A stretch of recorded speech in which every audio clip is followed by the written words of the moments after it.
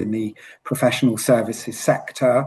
We know that it's very difficult for those work experience opportunities to be obtained for all sorts of good reasons, including that you might not be near an organisation who is able to offer that. We're aware, for example, that of our over 40 firms who are currently working with us and over the 50 firms who have been working with us within the City Century Career Creation Lab collaboration, that those of us who have City of London offices, there are not very many people that live close to the City of London. We are very much a believer to bring opportunities, including the jobs and the careers that we have on offer, to as wide an audience as possible as part of our Year 4 Deep Impact strategy. And so we are aiming to make our opportunities as far as we can sort of location and experience agnostic. So we are delighted to welcome a number of Year 10s, 11s, 12s and 13s onto today's programme. And also we have people from around England and Wales, which is great news. We are very much a believer that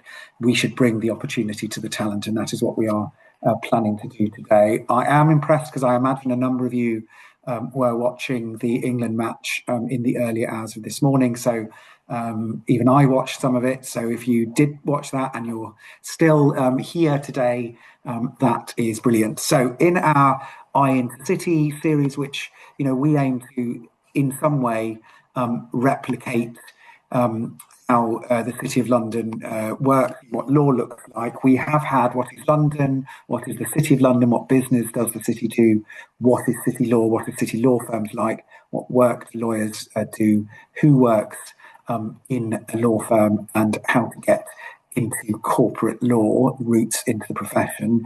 We have saved possibly the best to nearly the last. Today we have Ian and Hannah Stevenson from Slaughter and May, who will be taking you through our 9th module, Skills, Business, Law Needs and How to Build Them. Our final session will be on Wednesday, again at 5 o'clock, with Freshfields, one of the other 5 Magic Circle firms, and they will be talking about how you develop the skills once you're in an organisation. I'm really pleased because possibly my favourite person on the early careers team side, as she knows, is Hannah. Hannah will, I'm sure, introduce herself more fully, but one of the many things we love about Hannah is that she used to be a teacher herself and now works in early careers in Slaughter and May, and so is able to understand the journey that you are on, and is a real over-contributor in the most wonderful way to City Century and gets fully involved in everything that we do. City Century are currently recruiting into their 2nd year of solicitor apprentices and have already this year received an award from Legal Cheek as being the highest thought of law firm for solicitor apprenticeships in the country, which is a really phenomenal achievement for them to have made. Ian has secured a solicitor apprenticeship, not an easy thing, with Slaughters, so you'll want to ask him about how he made all of that happen. So we will hand over to them shortly, but I just wanted to express my gratitude for your continued engagement with this programme, and particularly we've been really impressed with how much you're engaging within the session in terms of polls and answering questions and answers as they come up. So thank you very much. I will disappear off, but I am listening in and I will come back in as and when. I will now hand over to our lovely City Century Project Executive and incoming Solicitor Apprentice at Stevenson Harwood, Finley Strakes. Thank you very much, Patrick. Evening, everyone. Thank you very much for joining us tonight. Just a quick one from me. I won't bore you with the usual admin. I'm sure we're all aware where the link is. We've obviously got our final week here, so we've got today's session and then Wednesday's session. Something new is going to happen tonight, though, from the tech side of things, as well as the Q&A function. We're going to have some polls throughout Slaughter and May's session. So when those come, I'll be running those from my side on the tech. They'll pop up on your screen. If they don't pop up for whatever reason, they're just on the 3 dots alongside your Q&A. Go in there and I'll give you about a 2-minute window for everyone just to answer. Some of them are multiple choice, some of them are singular choice. If you've got any questions of those on how to run those or how to answer those properly, just pop those in the Q&A and I can navigate you to the right place. But that should be quite self-explanatory. So just be following along with the slides as Hannah and Ayan run through them and answer them as they come up on the screen. Otherwise, I'm going to speak to you very quickly at the end of the session about our next webinar that's going to happen after the in2 series is closed, which is Ask CC. But before that, let's hand over to Hannah and Ayan from Slaughter and May. Thank you very much. Thank you so much, Patrick and Finn. So yeah, skills business law needs and how to build them. I just want to kick off with a quick poll. So it's anonymous. I just want you to pop in an answer. Do you think you have the skills you need to be a lawyer? I'll just give you a couple of moments to do that when that pops up in a second. There we go. So if you just click on one.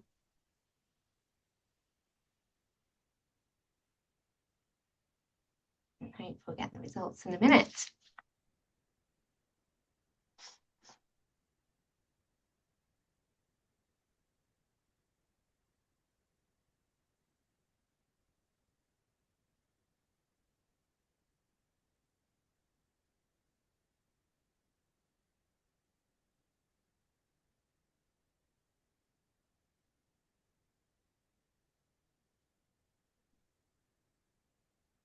Okay, I just said that you're not seeing my slides. Give me one moment.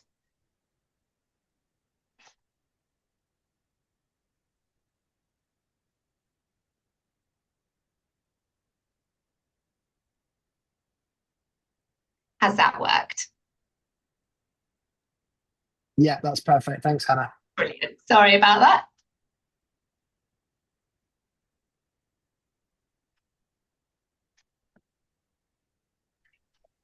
Okay. And we've now got the answers to our poll then as well.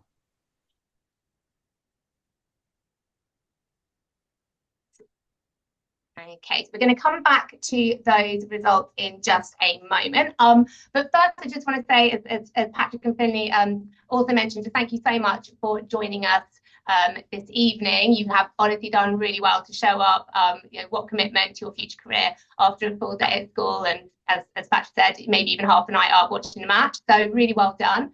Just by way of introduction, I'm Hannah Stevenson. I'm an early careers development advisor at Slaughter and May, and my role involves looking after our sister apprenticeship program at the firm alongside our future trainees. And Ayan, would you like to introduce yourself?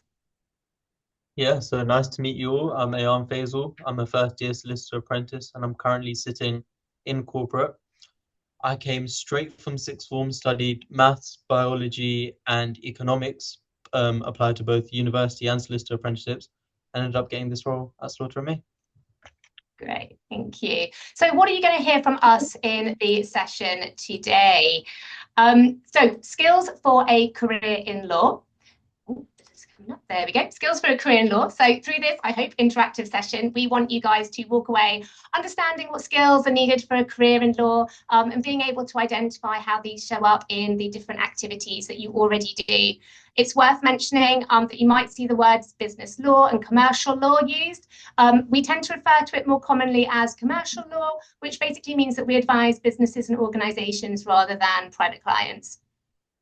Also, we're going to be looking at unlocking your own skills. We're going to unpick how you already have most, if not all, the skills for a career in law and how you can demonstrate those skills in your own life.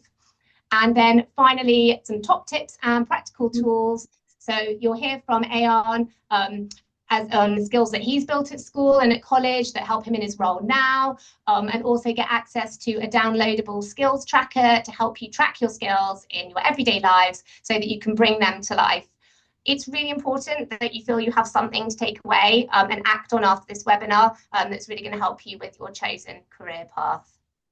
So coming back to then what skills are needed for a career in law and having a look at the poll results. So it's kind of like a 50-50 split, really. It was really great to see a number of you already feel confident, yet you absolutely have the skills needed to be a lawyer. So now we need to think about how you're going to transfer those to an application or to an interview, that kind of thing. None of you said no, which is amazing. And some of you also said maybe, and I have to say I absolutely love the honesty. Totally, I get the uncertainty. And I'm guessing that those of you who selected this option know that you have the skills, but maybe aren't quite sure if they are the skills that a lawyer needs, or might not be 100% sure what skills a lawyer in fact does need. You know that you have skills, and whether they actually match your own. So let's find out. In the Q&A, just give some ideas. What skills do you think are needed for a career in law? Yeah, being able to communicate with clients and colleagues. Yeah, absolutely. Communication, problem solving, brilliant. Yeah, definitely. Really good one. Teamwork, perfect. Yeah, critical thinking, I like it. Definitely. Quick thinking, good. Yeah, sometimes you have to really think on your feet, don't you? In law. Brilliant. These are all really good. Research skills. Ooh, Aon, that's definitely something you use a lot of. Communication, again, critical thinking, evaluation, perseverance. I like that a lot. And adaptability too. Being able to take in what you read. Absolutely, that's a really good point. And resilience. Excellent. Perfect. So you guys are already halfway there. You know so many of these skills. In fact, all of these skills are needed to be a successful lawyer. So we have a look moving on. So let's have a look, drill down a little bit into the skills that business law needs. Ayan, I'll pass over to you. Yeah, so today we're going to talk about kind of soft skills. You might have heard them as essential or transferable skills. And basically, these are just skills beyond your basic English, maths, numeracy, literacy type of skills. They're skills that you can develop through school, your part-time jobs, a complete wide range of experiences. So the good news is you can continue to grow and practice these experiences in any life situation, basically. So here are some of the main skills that you've already mentioned in your Q&A below.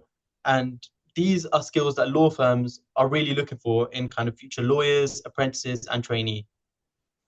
So there's the first one, which is communication. And this goes without saying is one of the most important soft skills. And this is written and spoken.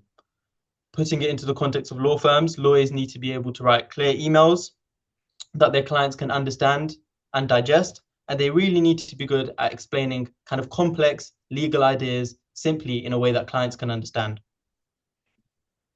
Next, we've got teamwork. And it's really as simple as kind of explaining that lawyers work in big teams with many people, and it's really important to work together to ensure that deadlines are met, work's completed on time, and everything's kind of running smoothly. The next one is problem solving. Again, lawyers need to be able to spot different risks and problems in contracts, and they're often presented with problems by their clients that they need to solve. We've then got organization and time management. So lawyers must be able to deliver work by deadline set, and that could be by clients or external bodies. And their own personal, professional, and the firm's reputation will depend on them providing excellent client service on time. We then have resilience. Trying again in itself is a really key skill for lawyers. Deals can go wrong, things can go wrong, there can be mishaps, but the real important thing in those situations is to be able to stay calm and being able to come back from any adversity that you meet. We've then got attention to details. Even the smallest of mistakes or the smallest change in wording can have really big implications on the law. So it's really important that different lawyers and solicitors pay really good attention to details, whether that be in contracts or other different kind of legal documents. We then have professionalism, and that's basically just about the skills that are required of you in a professional work environment. That could be school or in an office. Some of these include kind of your just general behavior, your respect for others, and your reliability. Lawyers are part of a regulated profession, and the public and the clients put their trust in them. So it's important that they have respect for different ethical practices, respect for each other, respect for their clients. And that's a really core standard that's required from all solicitors. We then have digital confidence. I mean, in this day and age, this is becoming more and more important. Lawyers need to be confident in using different digital databases and applications, and that could be for managing documents, researching cases, or researching law and legislation. And then last but not least, we've got motivation and curiosity. Lawyers need to be curious, as they need to be constantly asking questions about what's really going on, and with any future developments, they need to be able to dig really, really deep into problems and spot risks that others might miss. It helps them think creatively and as such find better solutions for their clients. They need to be motivated, as the law can be really, really challenging at times. It can be really complex, and they have to kind of simplify that for their clients, and they're often working under really big time pressures. having a kind of clear motivation for what they want to do and what they want to achieve in the industry helps them stay focused and engaged and develop and produce kind of exemplar work for their clients. Great, thank you. So let's have a think about what you guys do in your daily lives. So this can be at home, it can be outside the home, school, college, wherever. A poll is going to appear on your screen in a minute, and you can select as many answers that are relevant to you. I deliberately didn't put I don't do anything, because everyone does something at school in some shape or form. So do take as many that apply to you.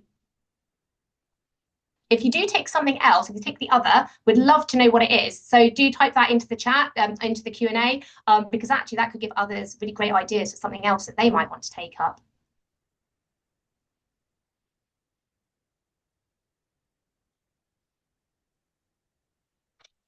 I'll just give you a moment to tick all of those things.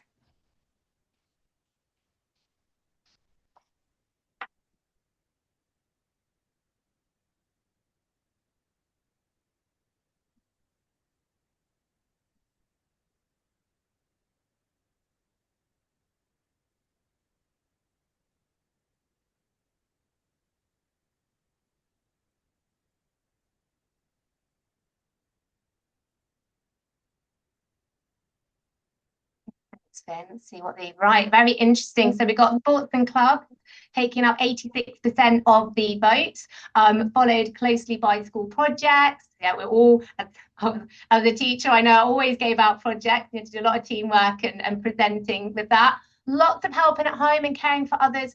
Don't knock the, having to babysit younger siblings or take them to school, or caring for members of family. The amount of skills that are involved in that is huge.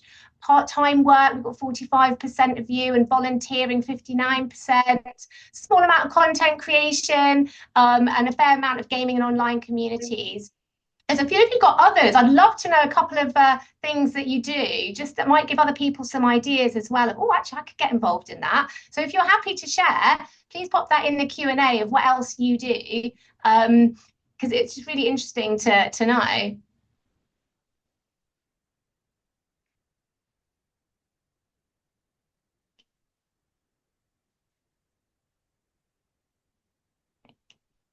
That's fine. No one wants to share. That's okay. No pressure. Okay, right, guys. So moving on then to the next slide. Where do these skills show up in my life right now? So the reason I wanted you to tell me what you already do in your day-to-day lives is because you all have many, if not all, of the skills we've just been talking about. And I can tell because of all the amazing things that you've just said that you're involved in, and that you've shared all experiences that require you to have these skills that Ayan just went through. The really good news is you're actually practicing these skills every day without often realizing it. And now it's time to explore where these skills are showcased in your life. So attention to detail. These can be hobbies like cooking, part-time work, like if you're stock taking, for example, or even editing your own content creations before posting online. For communication, that could be talking to customers in your part-time job, maybe presenting to your class. Again, content creation is communication, using multimedia to express your views and interests. Maybe being part of school council, having to speak on behalf of others. You're advocating, and that's essentially work that lawyers do all the time when they're advocating for their clients and speaking on behalf of their clients. Teamwork, time management. So that could be things like balancing your schoolwork alongside your clubs or sort of your part-time job, or it could be managing your responsibilities at home. Like I said before, you might be caring for younger siblings.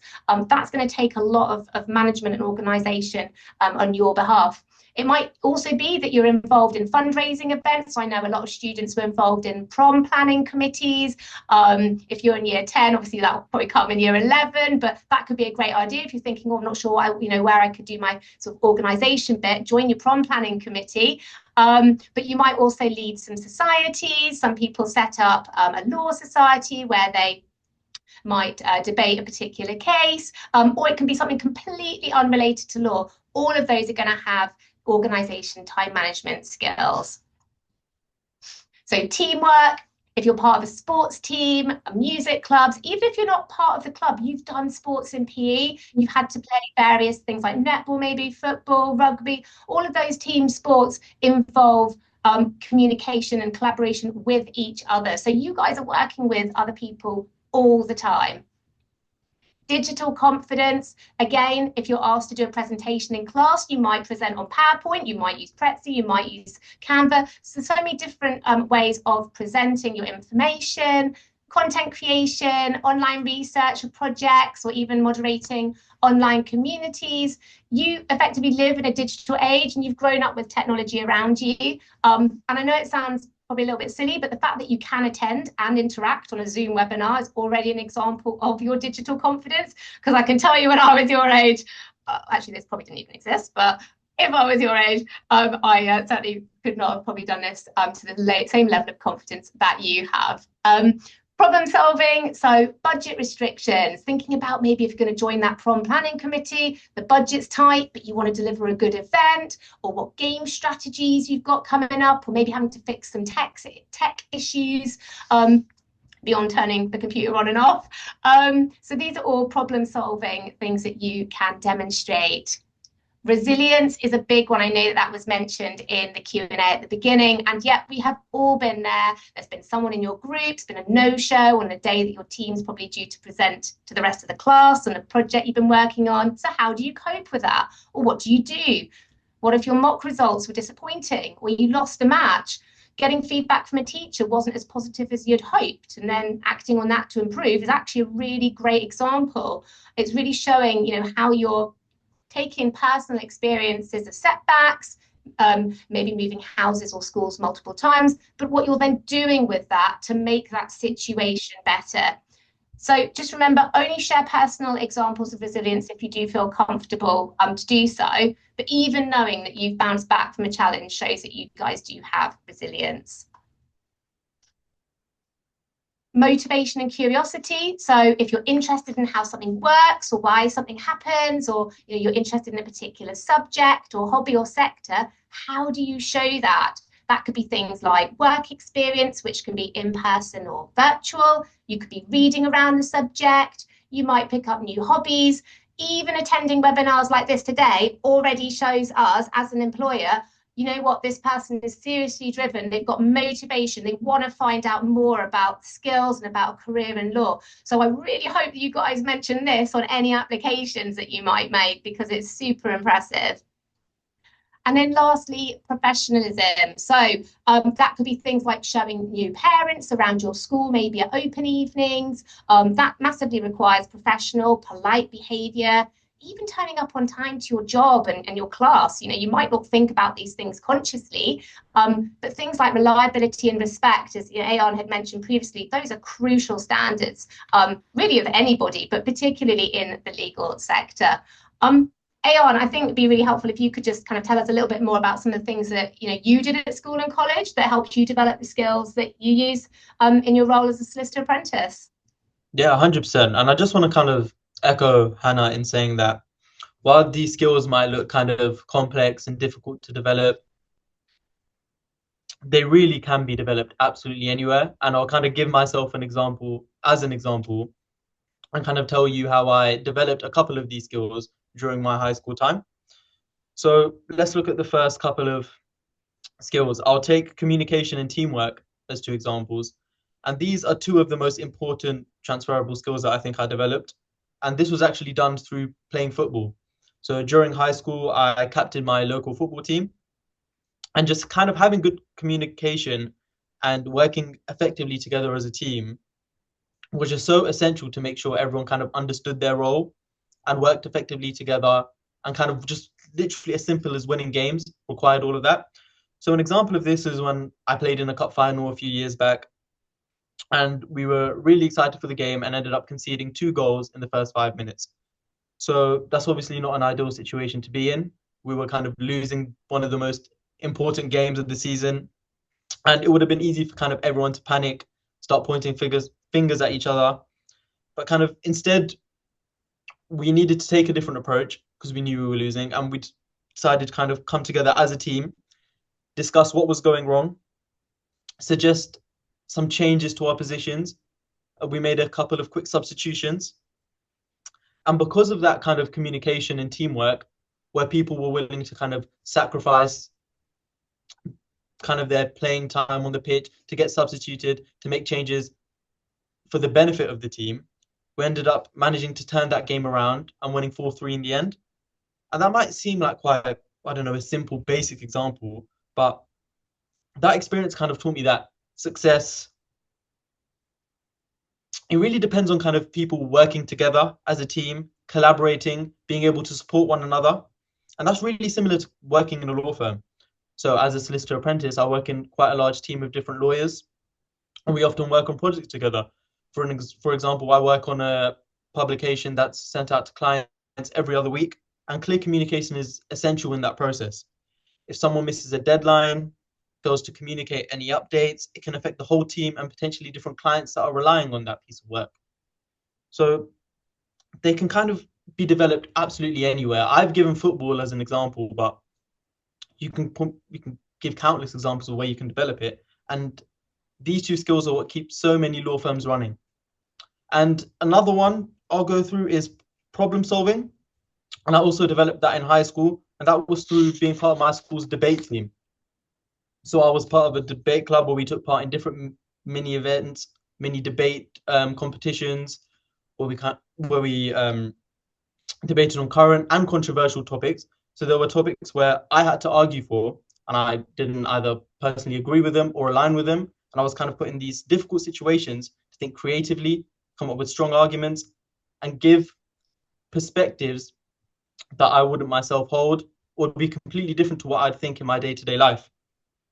I had to respond to difficult counter arguments on the spot. So dealing with things like rebuttal, I often had very little time to think, so I had to think creatively and problem solve on the spot to come up with adequate creative answers. And this helped me become really more adaptable and confident when facing different kinds of unexpected challenges. Problem solving is a key skill for lawyers and the business world as a whole, because clients will often come up to them with complex issues or cases that they're kind of relying on you to solve for them and could impact their business heavily. Take myself as an example again, as a solicitor apprentice in my current role, I use problem solving pretty much every day. And for an example, when carrying out different types of legal research, I often need to find answers to questions that don't really have obvious answers. There are no obvious solutions, so I might need to look through legislation, different legal texts, maybe even previous cases, and work out how they apply to a client situation. And just like debating, it's kind of about that analyzing the information, thinking critically, finding the strongest solution to the problem under a restricted time. And it can be developed anywhere. I mean, I've given you, again, debate club. And the one thing that I'd kind of like everyone to take away from this is that you can develop these skills anywhere. It's sport in my example, it was debating in my example, but for you, it can be part-time work, it can be volunteering, it can be any other hobbies. In all of these extracurricular activities that you're doing, you're building skills that employers value, and it's about kind of being able to articulate that with other people and employers. So yeah, that's it from me on this slide.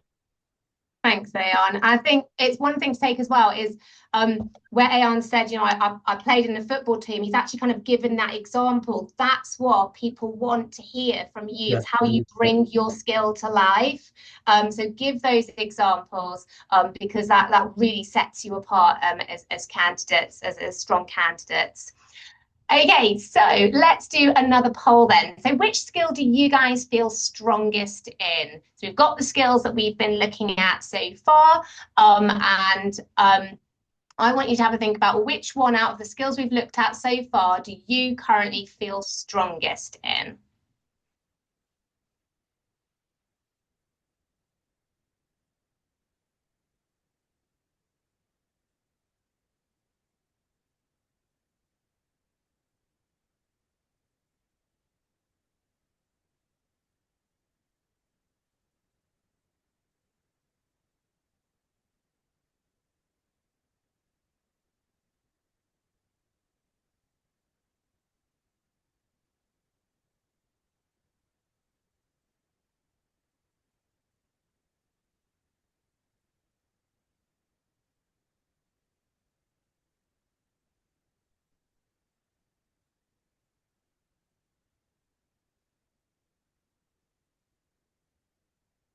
Okay, so on the polls, we've got 3. So most of you are saying organisation and time management. I'm not surprised at the amount of workload that you guys have. Obviously, you started your GCSE years, or if you're in year 12, so you're doing your A levels. So you're having to manage your schoolwork, everything else that's going on in your life as well. So absolutely, you've already got some real strengths there. Attention to detail and teamwork, brilliant. Good to see that you've got those. We've got a few with motivation, curiosity, resilience, problem solving, digital confidence as well. Interestingly, no one's popped communication as the one that they feel strongest in. So I might come back to that one in a little bit.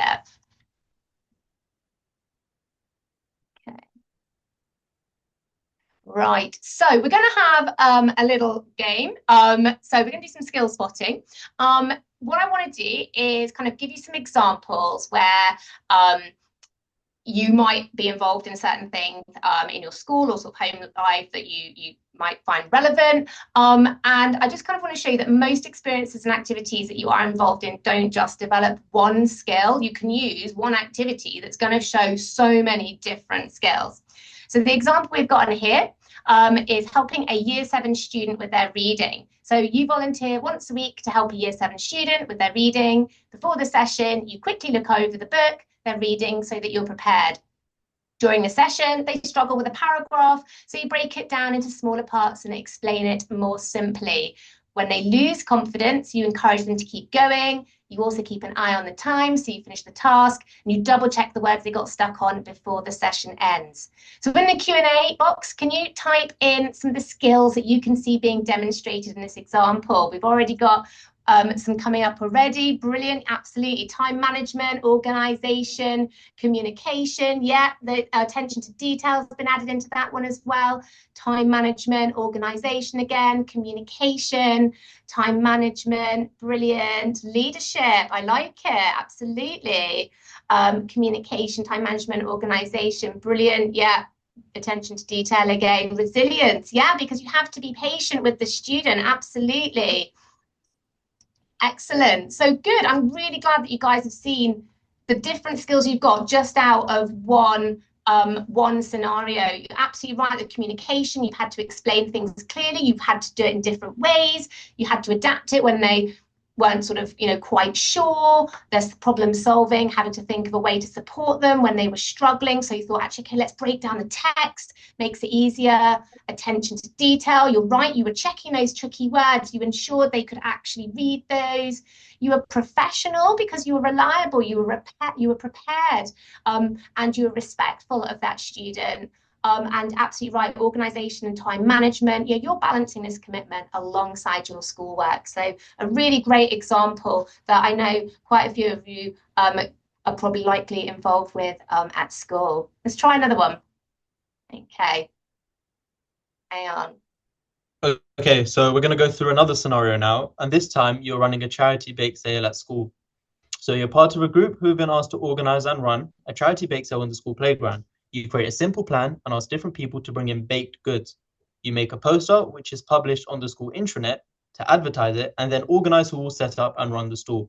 On the day, you check everything is labelled properly, manage the money, and make sure everyone knows their role. Okay, so type into the Q&A box the different skills you can see being demonstrated in this scenario. We've got some skills on the right that you can take there for inspiration.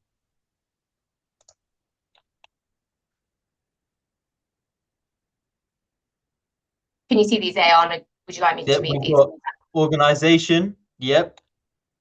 Teamwork, technological confidence, yep, definitely that digital confidence is really important.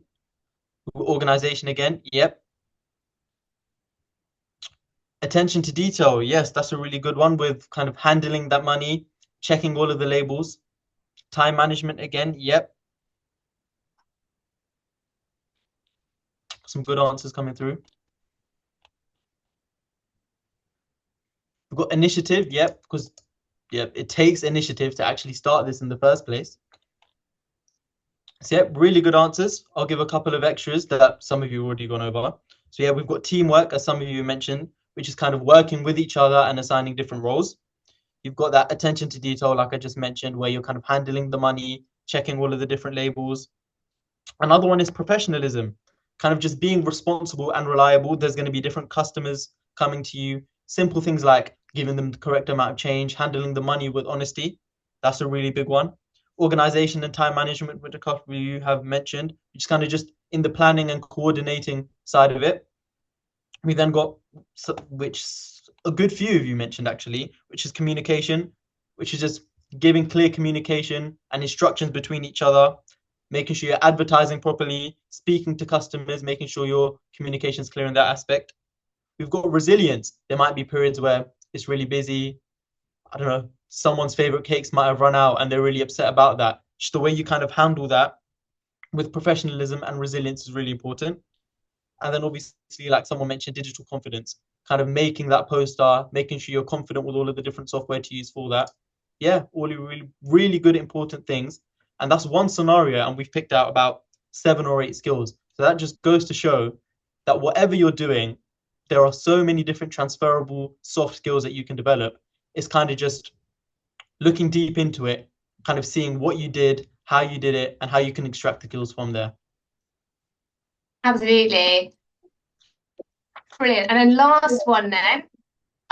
So caring for a younger sibling. So after school, you regularly help look after your younger sibling. One day you need to help them with their homework, make sure that they eat, that you keep them occupied while you also have your own work to finish. You explain things clearly when they're stuck, stay patient when they get distracted, and adjust what you're doing to keep things on track. So again, what kind of skills are we seeing out of this? Organization, patience, that resilience, absolutely. You're staying patient and calm, and you're organized. You've got to balance your own work alongside. Problem solving, I like it. You've had to adapt when they struggle, absolutely, or when they get distracted, and you've got to think, how am I going to get them honest? Brilliant. Yeah, communication, explaining that homework clearly. That's a big one. The responsibility and reliability for the professionalism piece and the multitasking. I like that one a lot. You've really got to do that as a lawyer. Definitely. Yeah, motivation, problem solving. Yeah, motivation. I mean, you know, it's your sibling at the end of the day. You want to help them. Time management, patience. Yeah, being helpful. Organization, problem solving, time management. Absolutely.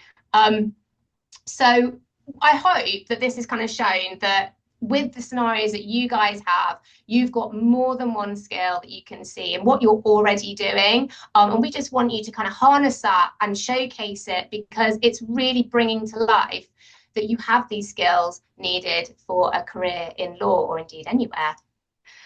Okay, so if we come back to one more quick poll, then which skill do you want to improve the most?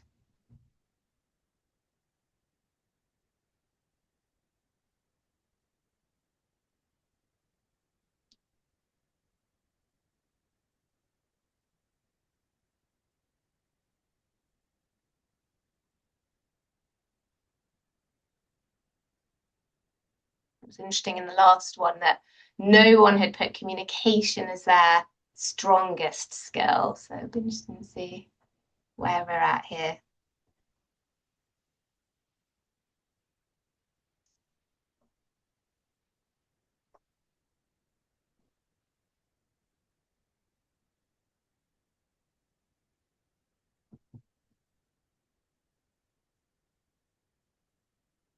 When you've put your result in, can you write that down somewhere so that you've got a note of what is it you wrote? Which skill did you want to improve the most?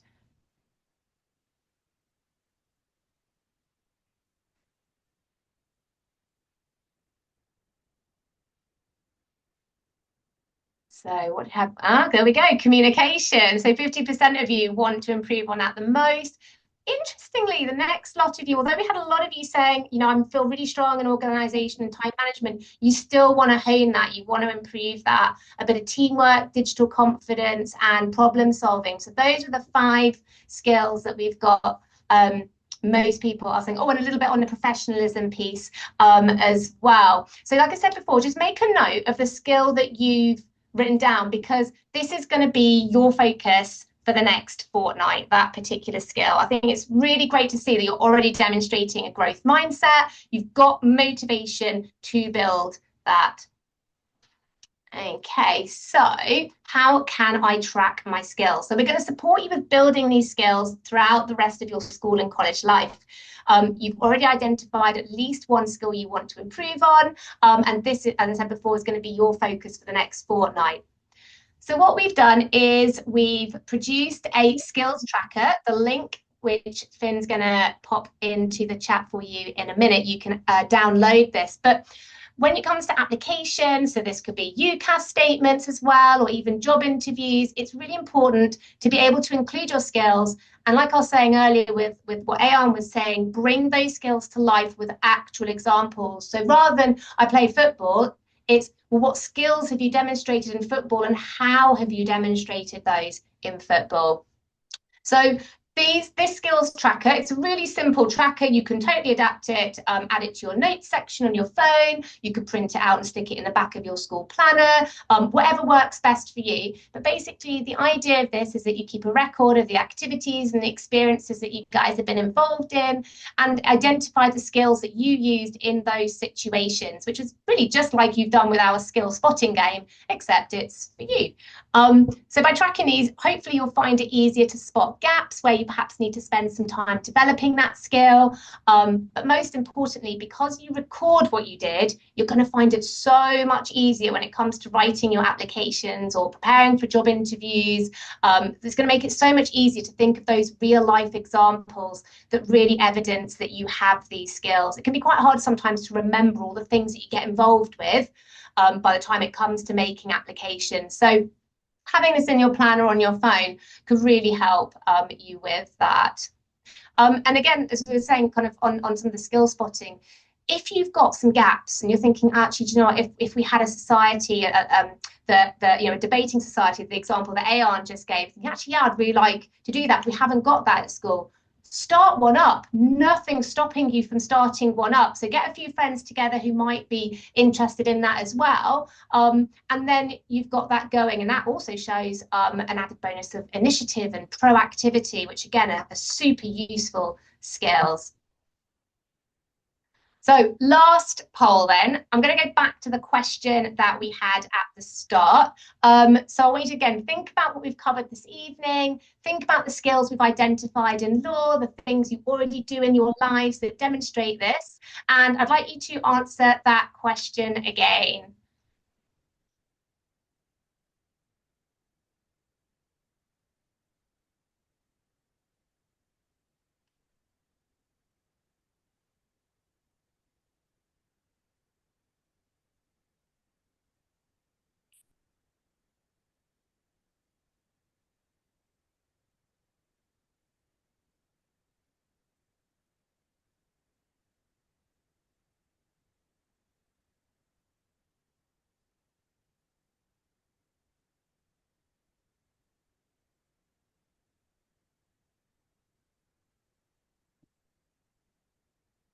Results are, hey, we've got more of the yeses than the maybe some this time, so that's great. I really hope that you've realised, that many of you feel, far more confident in identifying those valuable transferable skills that you already have and can bring to a career in law. There were still some maybes, and that's absolutely fine because you already have many of these skills, which is an absolutely brilliant start. So really now it's about building your confidence to know how to showcase your skills. Use that skills tracker to help you jot down examples of when you've used the different skills. So again, you can use these in examples of application forms, UCAS personal statements and job interviews to leave someone in absolutely no doubt that you have got those skills because you are showing them that you do. Those examples will bring things to life. And really, I just want to let you in on something, that the skills that we have explored today are not just what you need to be a good lawyer. So many of these are skills that you're going to need for pretty much any career. So whether you aren't sure if a career in law is for you, or if you're dead set on being the next Harvey Specter, or if you're interested in another career path entirely, which I hope isn't as a result of listening to my session, then this session will have equipped you for any of those. Because after all, skills are what employers are looking for. And as we've seen from all of your answers today, you have got them in bucket loads. So we just wanted to open up the floor to any questions, but otherwise really good luck and thank you so much for joining us.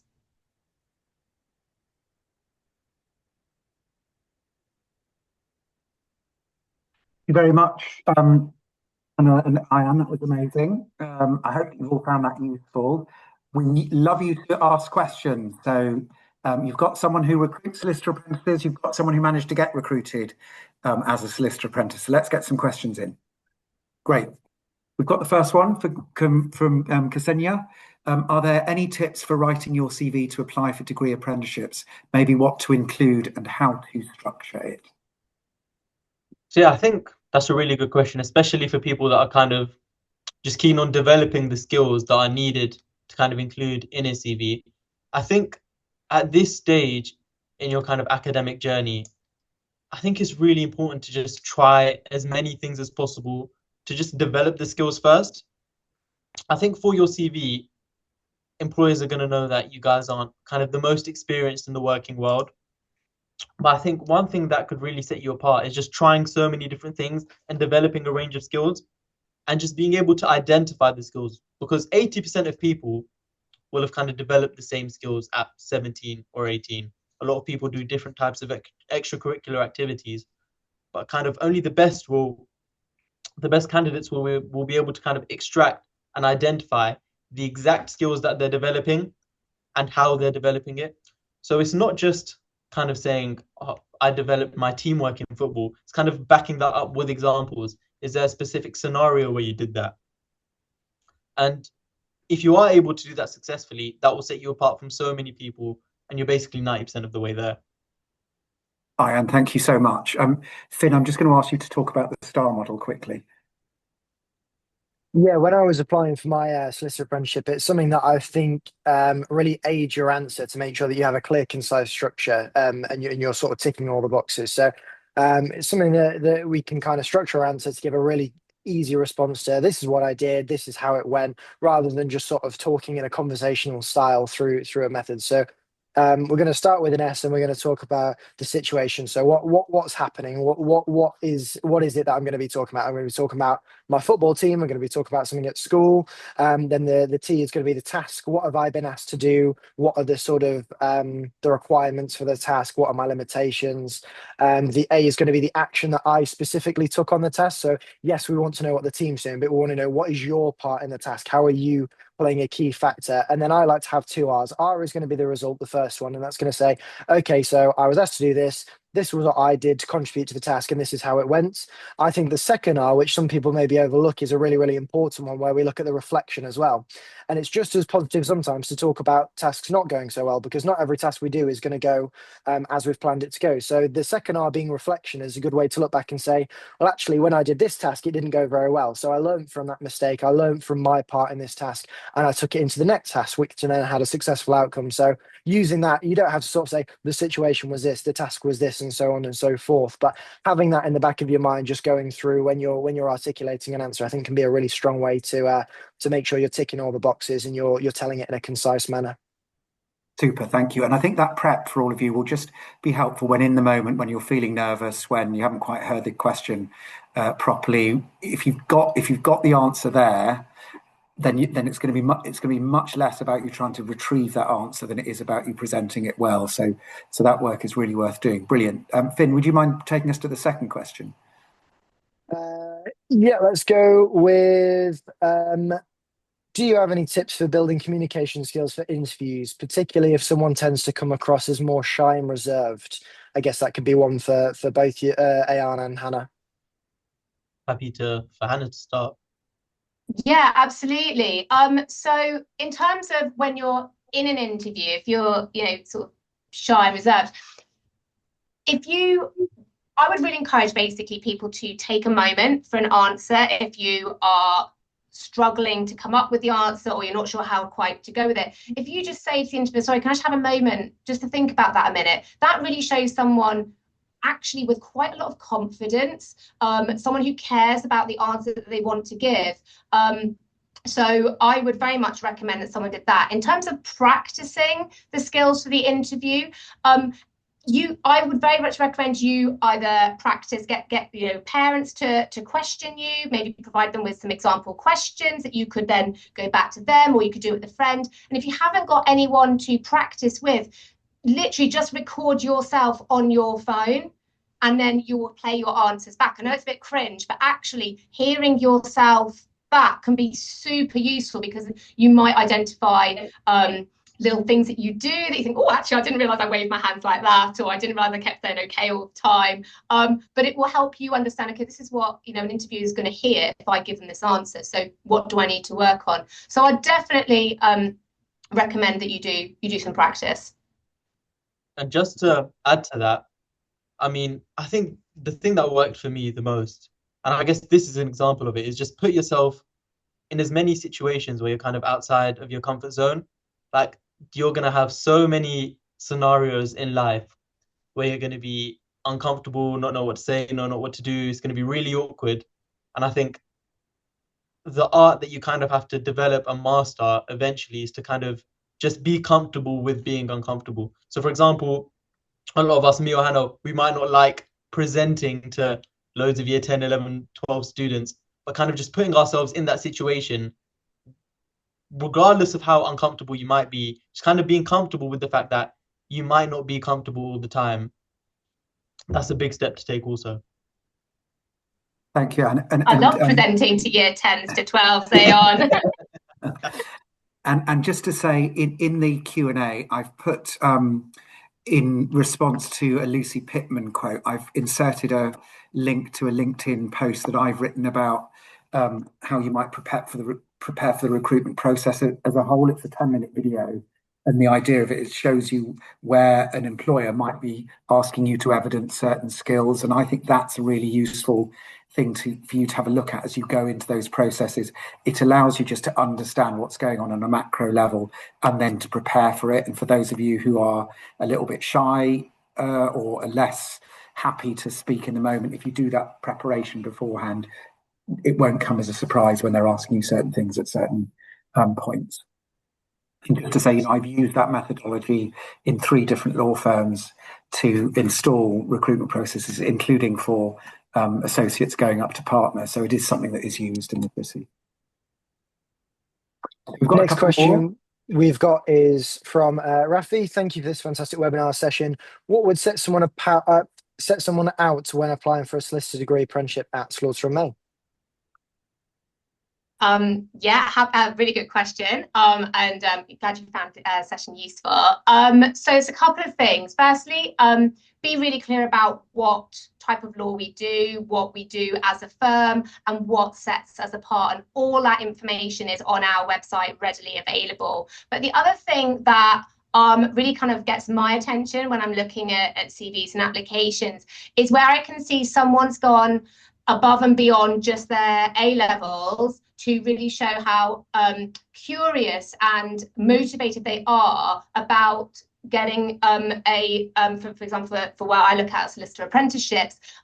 So things would be either any work experience that they might have, but also, because that's not essential, and just so you know, most people don't have work experience, so please don't panic if you don't get that. But there's also free virtual work experience. So with organisations like Forage, they run legal work simulations that you can access for free. You can complete that, and it really gives you a great insight into the kinds of work that law firms do, and then you can talk about that at your interview. I mean, there are other candidates who won't necessarily talk about those things, so it really shows that you've gone above and beyond to inform yourself that this is the career you want, and this is the evidence you've got to say this is why I want it. We've also had some students with their extended project qualification, so EPQ. So when you get to year 12, some of you might have the option to do an EPQ, and some of them have chosen a legal example, a legal title, where they've really gone in depth to research about a particular question related to the law.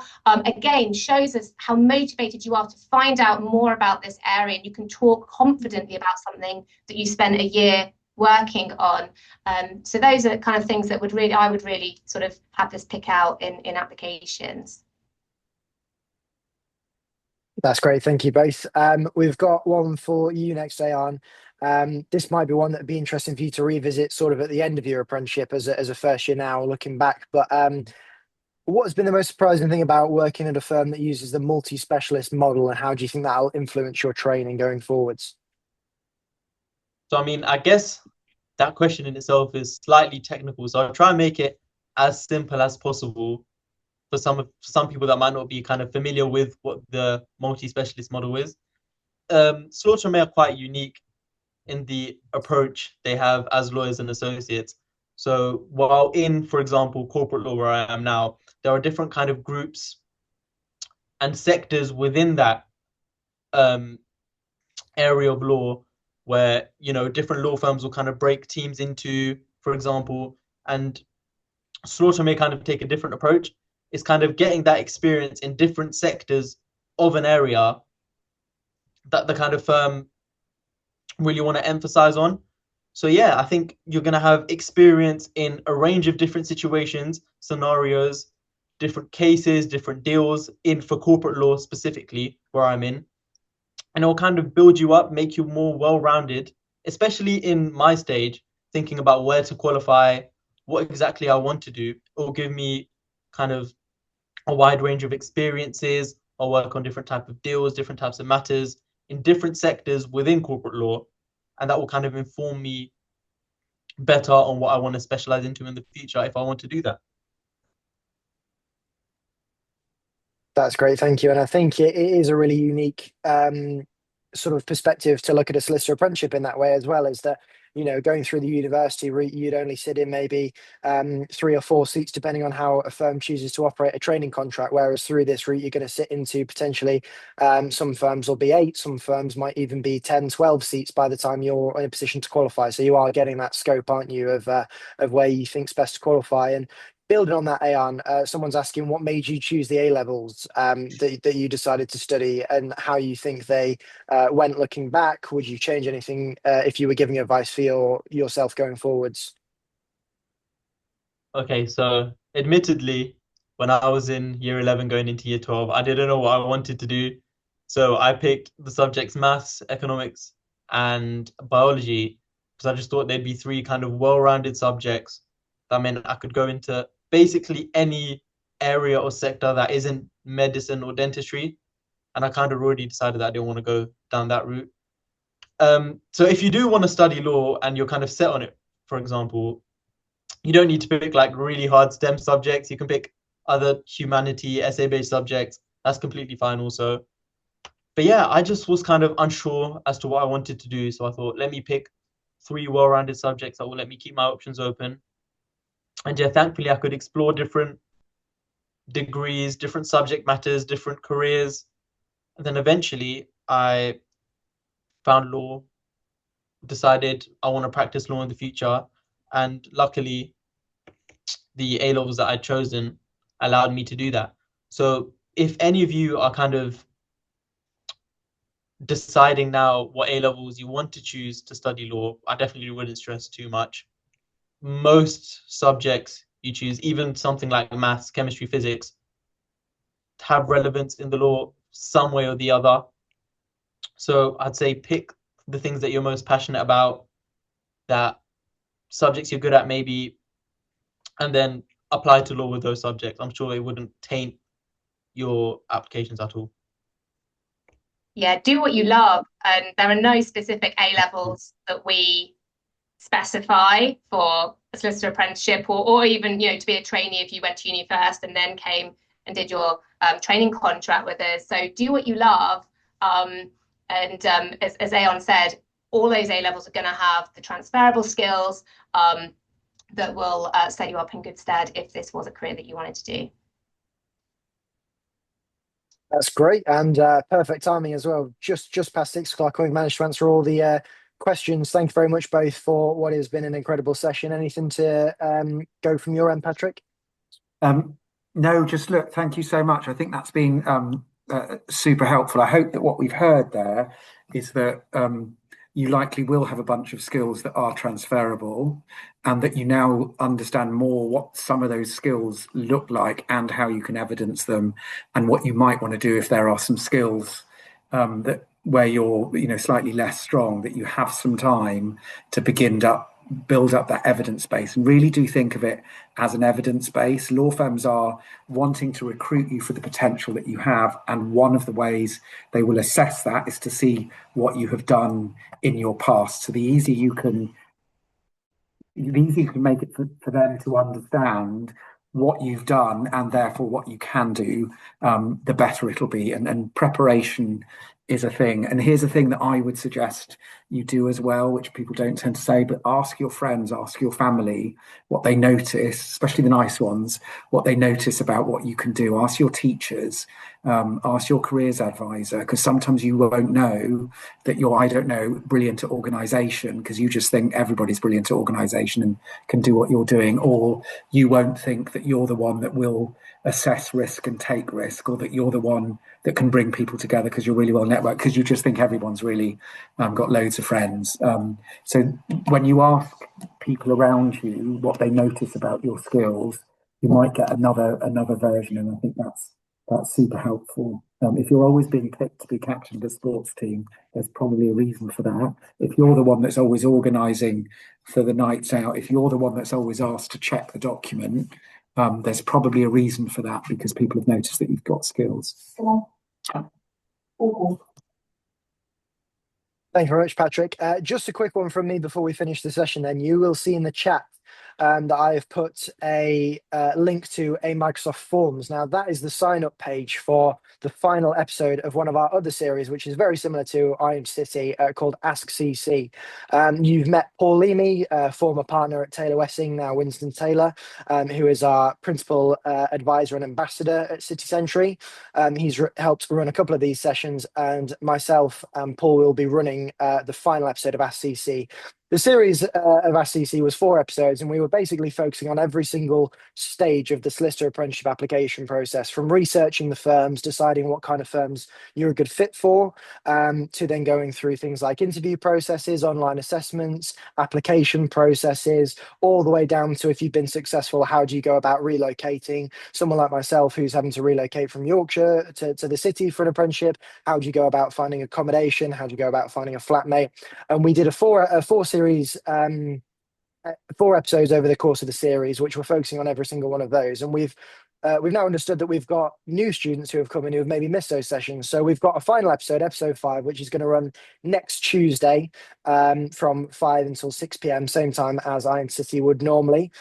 So if you are interested in having a real clear breakdown of everything I've just sort of described, a real understanding of what the apprenticeship applications look like, how you can best approach them, how you can tackle those, the sign up form is in the chat, and I would really encourage that as many of you as possible jump on that and benefit from the information of another incredible panel that we're going to have.